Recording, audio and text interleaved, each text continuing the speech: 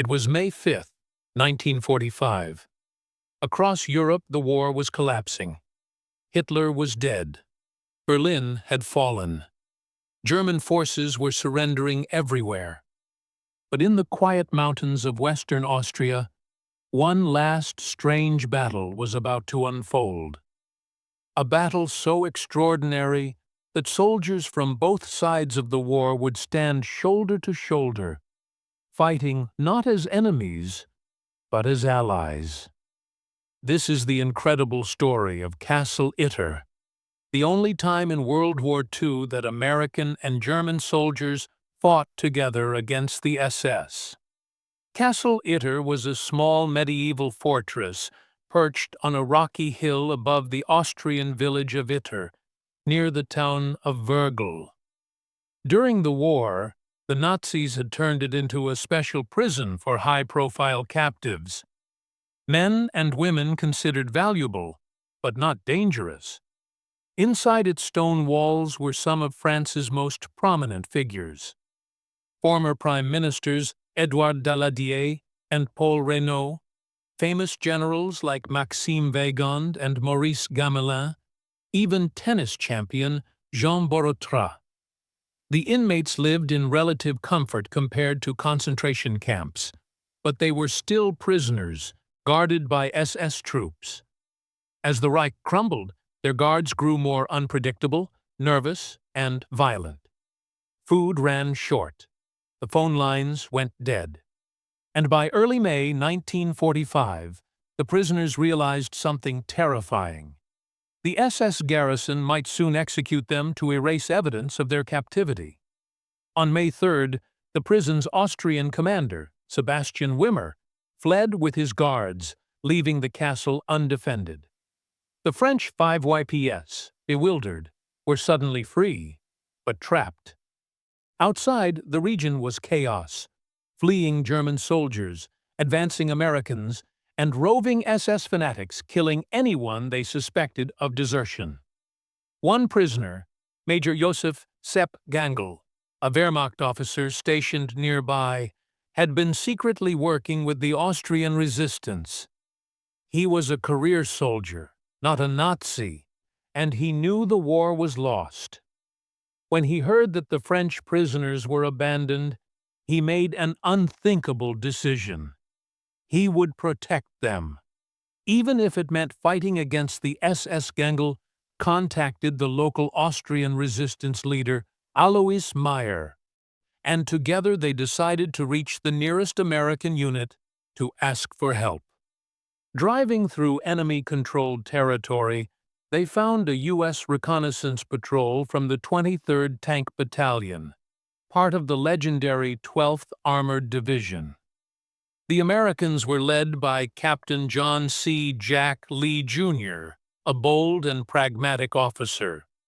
When Gangl explained the situation, German soldiers requesting help from Americans to defend French prisoners against SS troops, Lee was skeptical at first, but something in Gangl's desperate honesty convinced him. The two men shook hands, sealing one of the strangest alliances in military history. Lee gathered his small force, about a dozen American soldiers, one Sherman tank nicknamed Besotten Jenny, and a handful of volunteers. Gangl brought along 10 German Wehrmacht men loyal to him. Together, this unlikely band set off toward Castle Itter. The journey was tense. Roads were lined with retreating SS units, snipers, and wreckage. But by late afternoon on May 4th, the combined force reached the castle gates. Inside, the French prisoners couldn't believe what they were seeing. Americans and Germans, side by side, preparing to defend them. Captain Lee quickly took charge.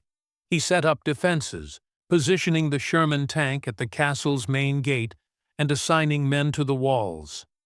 The French dignitaries, many elderly and unused to combat, insisted on helping. Some carried rifles. Others fetched ammunition. Even tennis star Jean Borotra volunteered to run messages between positions. That night, Under flickering torchlight, the defenders waited. In the distance, they could hear the rumble of approaching SS troops, perhaps 100 strong, armed with machine guns and mortars. Then came the first shots. At dawn on May 5, 1945, the SS launched their attack. Bullets tore through the mountain air, pinging off stone walls. The Sherman tank answered with thunderous fire, blasting into the trees below. American and German soldiers crouched side by side, returning fire from the battlements. It was a scene no one could have imagined a week earlier. Wehrmacht and U.S. soldiers fighting together, shouting to one another in broken German and English, trading ammunition, covering each other's flanks. Gangl moved constantly along the wall, exposing himself to enemy fire as he directed defenses and kept the French calm. The SS assault grew fiercer. They brought up heavier weapons and tried to surround the castle. The defenders were vastly outnumbered, running low on ammunition. The Sherman's main gun jammed, leaving it nearly useless. By noon, things looked desperate.